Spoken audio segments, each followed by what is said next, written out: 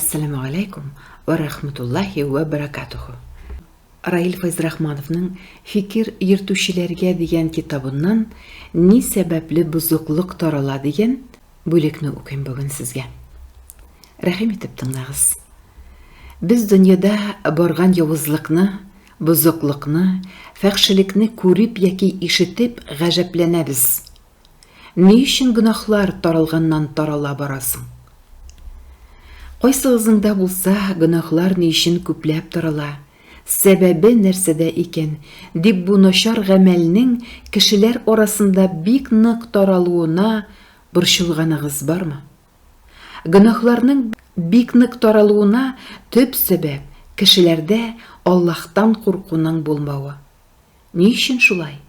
Уйлаганыгыз бармы? Әгәр кешедә Аллаһтан курку булмаса, ул гафилеккә күмелә. Хәләлме, хараммы, гөнаһмы яки савапмы, аңа барыбер була башлый. Ул акны карадан айырмас хәлгә кала.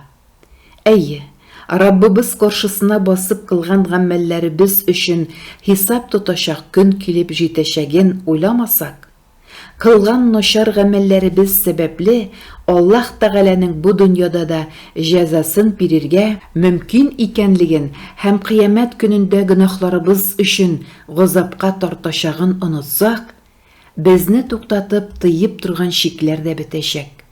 Шуңа да Аллаһтан курку динебездә иманның төп өлеше булып тора.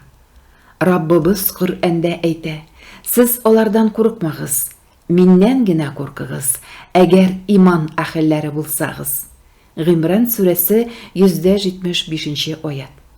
Аяттан күренгәнчә Раббыбыз Аллаһ имансызлардан, шайтан вәсвәсеннән, аш калырмын дип кризистан һәм башка начарлыктан курыкмаска куша. Бар нәрсәдә аннан тора. Ул теләмичә бу җиһанда бер нәрсәдә булмый. Шуңа да миннән генә куркыгыз, әгәр иман әһелләре булсагыз, ди Раббыбыз. Аллаһка ышанып, бары үзеннән генә куркып, күңелләрне үзе беләгенә бәйләп яшәргә кирәк. Раббыбызның газабыннан куркып, бөек хисап көне булачагына ышанып яшәсәк, бу ышану безне туры юлда, хидаяттә тагын да ныгытачак һәм аның рәхмәтенә ирешеп, кылган хаталы гамәлләребезнең гафу ителүенә дә бер сәбәп булачак. Аллаһның сүзләре моңа дәлил. Раббыларыннан куркучылар өчен хидаяткә күрсәтмә. Һәм Аллаһ Тәгаләнең рәхмәте бар. Әгъраф сүрәсе 154 аят.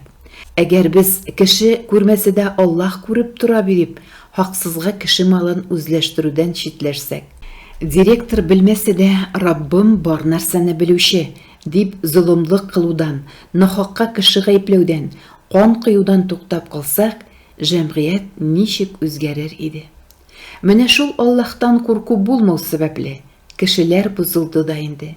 Күңелләребездә шул хисне тудырмыйча торып, гөнаһлар азгынлыгыннан туктап булмас.